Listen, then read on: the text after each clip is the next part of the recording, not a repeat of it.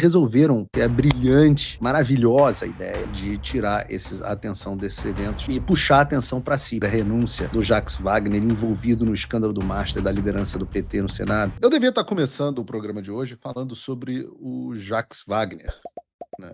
Esse deveria ser o assunto da pauta de hoje. Já estava pré-preparada a pauta de hoje sobre a renúncia do Jacques Wagner envolvido no escândalo do Master da liderança do PT no Senado. Eu devia falar sobre, por exemplo, o processo contra o Alexandre de Moraes nos Estados Unidos.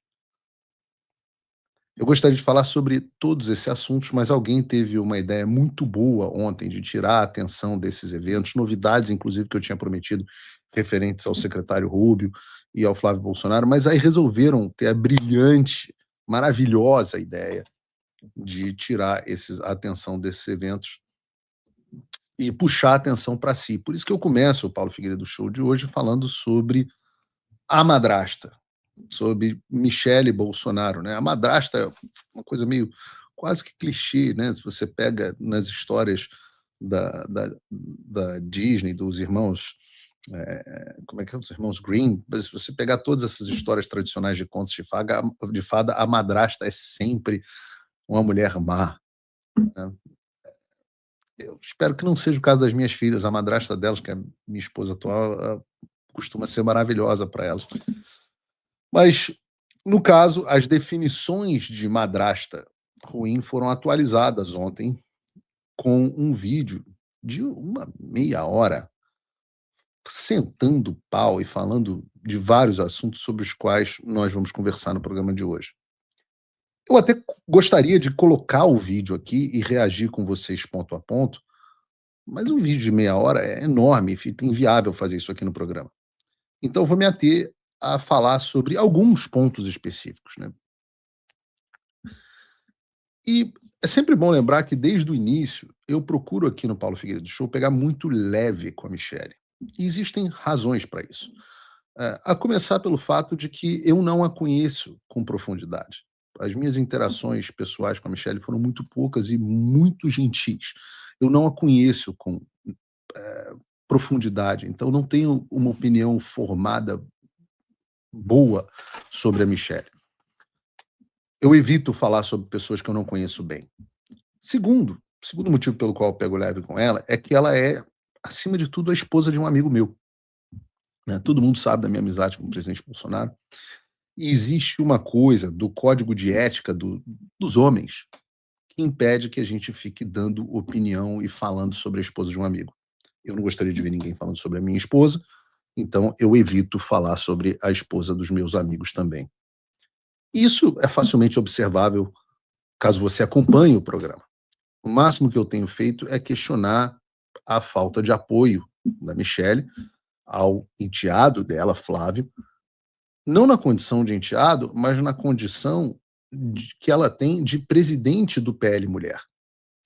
Porque aí eu acho que existem dois aspectos. Existe, primeiro, a obrigação moral de apoiar alguém que é a maior esperança do marido de sair da prisão injusta que ele vem sofrendo, e o outro é a obrigação institucional de você ser membro de um partido, presidente do PL Mulher, inclusive, e você, portanto, teria obrigação de apoiar o candidato que o seu partido escolheu para a presidência, mesmo que você não goste.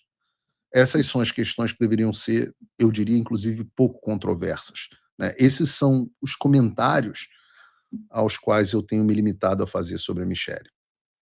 Vocês devem ter visto, por exemplo, quando o Felipe Sestaro, no Aaron Talks, me perguntou insistentemente sobre a qualidade da Michele, por exemplo, como vice, e eu falei o óbvio, né, que o vice tem que estar preparado para ser presidente. A gente já teve 3 vices, desde o fim do regime militar, que se tornaram presidentes no Brasil. Teve o Sarney, depois você teve o Itamar e depois o Michel Temer. A história do Brasil é uma história de vices, né? Não estou falando aqui do Vasco, estou falando propriamente dita dos vice-presidentes da República. Então, nesse sentido, a minha reflexão sempre foi a seguinte: o que você sabe sobre a Michele Bolsonaro? Você a admira pelo quê? Por que você acha que ela estaria preparada para ser presidente? Você não sabe nada sobre o que a Michele pensa, sobre basicamente nenhum assunto. Ela nunca ocupou nenhum cargo público para que nós tenhamos track record, né? Nós temos um histórico de como é a atuação dela.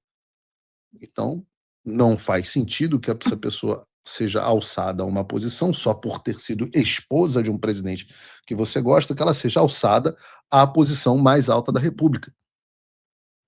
Em época de Copa do Mundo, em época de Romário, eu me lembro da história, eu não me lembro onde é que ele estava na época, o Romário, mas contrataram um técnico desconhecido para o time, o cara começou a querer fazer umas reformulações, o Romário virou e soltou a seguinte frase, né? Pô, chegou, entrou no ônibus agora, já quer sentar na janela? Vamos com calma. Então, você não sabe absolutamente nada sobre o que pensa a Michelle e, portanto, dar a uma pessoa desconhecida uma posição tão importante seria imprudente. Essa é a natureza dos comentários que eu costumo fazer sobre a Michelle. Não costumo fazer comentários sobre a vida pessoal dela, não costumo fazer comentários sobre questões do relacionamento dela com a família ou relacionamento dela com o próprio presidente. Procuro evitar futricas, fofocas e coisas do tipo. Mas eu diria que, pelo menos no vídeo de ontem, nós tivemos algumas pistas. Até o vídeo de ontem, antes do vídeo de ontem, a gente teve algumas pistas a respeito do que pensa a Michelle. Veja, por exemplo, já tínhamos tido uma pista, e eu chamei a atenção aqui no programa, com base na participação do maquiador dela em um determinado podcast que eu não me recordo mais. Eu abordei aqui no programa que aquilo era um sinal, era uma boa referência de qual era o real posicionamento da Michelle, que essencialmente, vamos ser muito claros aqui, muito diretos, o posicionamento é de que ela deveria ser a candidata, ou pelo menos integrar a chapa da presidência da República. Na época desse podcast, ela se manifestou opinião, dizendo que o que o maquiador tinha dito não eram as opiniões dela. Mas ontem nós ouvimos da boca da própria Michelle o que ela pensava e percebemos que é exatamente o que o maquiador, melhor amigo dela, falou naquele famigerado podcast. Efetivamente, entrando no vídeo da Michelle, eu acho que vale algumas considerações, né? Eu vi algumas pessoas falando que acharam o vídeo muito bom, que foi positivo, que ela é uma boa comunicadora, coisa e tal.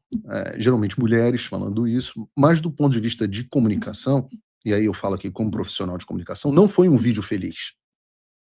Tá? E, de novo, aqui não é uma questão de opinião. Qualquer vídeo que você quer que se torne viral e seja lançado 1 hora antes do jogo de classificação do Brasil na Copa do Mundo, já é ruim, já é uma má ideia do ponto de vista de comunicação, porque é evidente que as pessoas estavam vendo a partidaça do vídeo do Vini Júnior. Impressionante como essa seleção brasileira não dá gosto de assistir, né? Mas o Vini Júnior está jogando bem. A partidaça do Vini Júnior e não o vídeo da Michelle, que ficou para depois do jogo. Teve também a questão do formato do vídeo. Deu problema no Instagram de muita gente.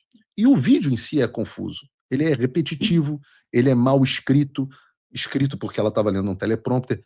Ele é sem princípio, sem meio, sem fim. Né? Tanto que tem, inclusive dá para você perceber, tem aquele ar fake do vídeo que faz parecer natural, com ela tomando água e evitando dar cortes, apesar de ter sido claramente roteirizado e mal roteirizado. Se a equipe da Michelle quiser, eu empresto aqui a equipe do Paulo Figueiredo Show para ela, porque o recado que ela buscou passar está saindo pela culatra. Está saindo mesmo. Né? E, primeiro, eu entendo aqui, vale dizer aqui o disclaimer, que eu entendo que muitas mulheres tenham inicialmente gostado do vídeo. Né? As reações foram se transformando ao longo do tempo. Mas, inicialmente, algumas mulheres gostaram do vídeo. E eu me compadeço aqui. Porque durante muito tempo as mulheres não tiveram voz.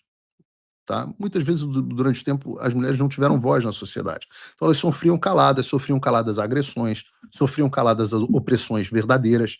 Então, ao ver um vídeo de uma mulher expressando que se sentiu desrespeitada, que se sentiu humilhada, elas tendem a ir, de primeira, a reação emocional, justamente pelo histórico de silenciamento da figura feminina, é uma reação, é um instinto de apoio, um sentimento de solidariedade, né?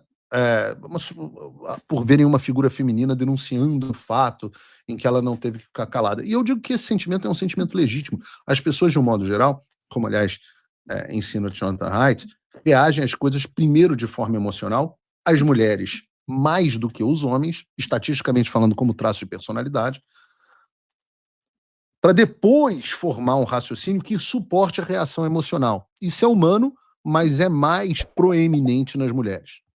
Mas a reflexão que eu quero propor aqui é uma reflexão mais racional. Esse é o momento de colocar a bola no chão. É uma reflexão, primeiro, racional e, segundo, como eu sempre trago aqui no programa, espiritual.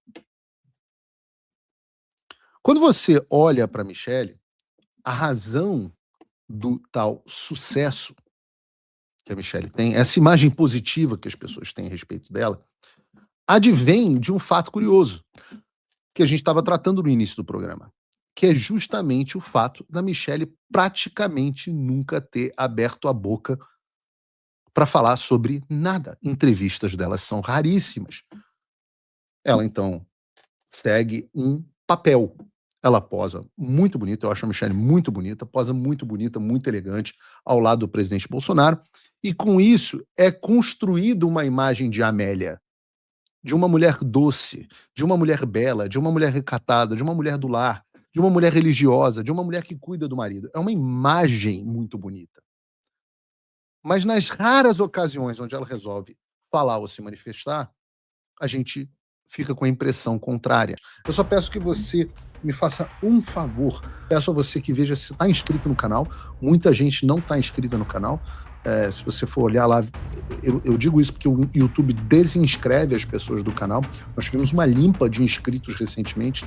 Então, o YouTube desinscreve, vê se você foi desinscrito do canal involuntariamente. E veja também se você curtiu o vídeo, porque curtir o vídeo faz chegar ele a mais pessoas. Manda o programa nos seus grupos de família, nas suas redes sociais, para os seus amigos e para os seus inimigos.